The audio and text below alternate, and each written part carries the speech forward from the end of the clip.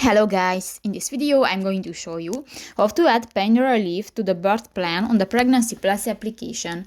But first of all, I just want to mention, please don't forget to subscribe to our channel, because at 100,000 subscribers we are going to show you our YouTube revenue statistics and growth strategy, how to make money online.